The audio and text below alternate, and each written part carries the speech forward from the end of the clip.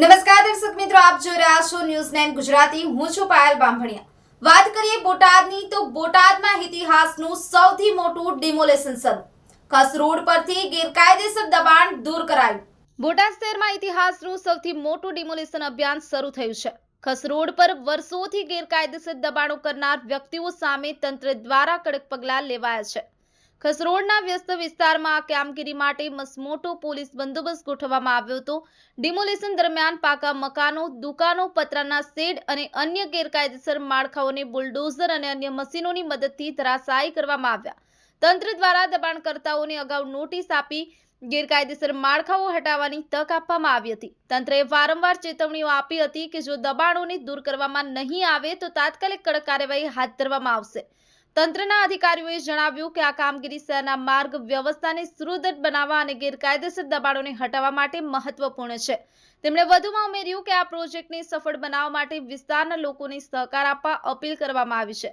સ્થાનિક નાગરિકોમાં ધીમેડાવરા પ્રતિક્રિયાઓ જોવા મળી રહી છે। કેટલાક નાગરિકોએ આ પગલાંને યોગ્ય ગણાવી શહેરની સ્વચ્છતા અને માર્ગ વ્યવસ્થામાં સુધારા માટે આવકાર આપ્યો છે, જ્યારે કેટલાકે પોતાના વેપાર અને વસવાટના સ્થાનો તોડવામાં આવતા નારાજગી વ્યક્ત કરી છે। તંત્રએ સ્પષ્ટ કર્યું છે કે આ ડિમોલેશન માત્ર શરૂઆત છે અને અન્ય વિસ્તારોમાં પણ ગેરકાયદેસર દબાણો સામે એવી જ કડક કાર્યવાહી કરવામાં આવશે।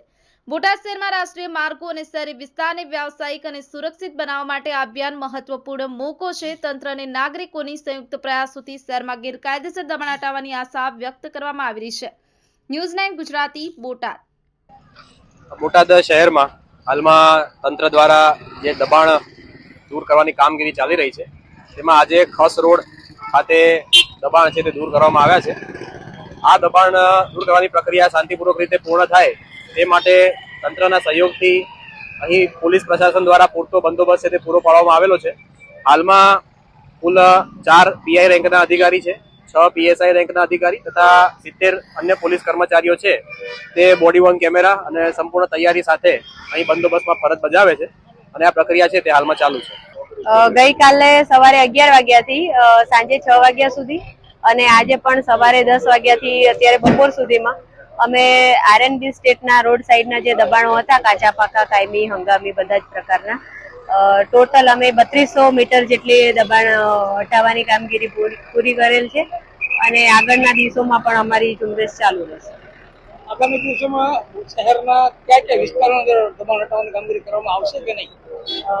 સમગ્ર બોટાદમાં દબાણ હટાવવાની કામગીરી કરવામાં આવનાર છે। એમાં સૌપ્રથમ નદી વિસ્તારના દબાણો દૂર કરવાના રહેશે, ત્યાર પછી ગઢડા રોડ અને ત્યાર પછી રૂટ નક્કી કર્યા છે મુજબ 1 by 1 અને દિવસો નક્કી કરવામાં આવશે। એ રીતે આગળની કામગીરી દબાણ હટાવવાની ચાલુ રહેશે।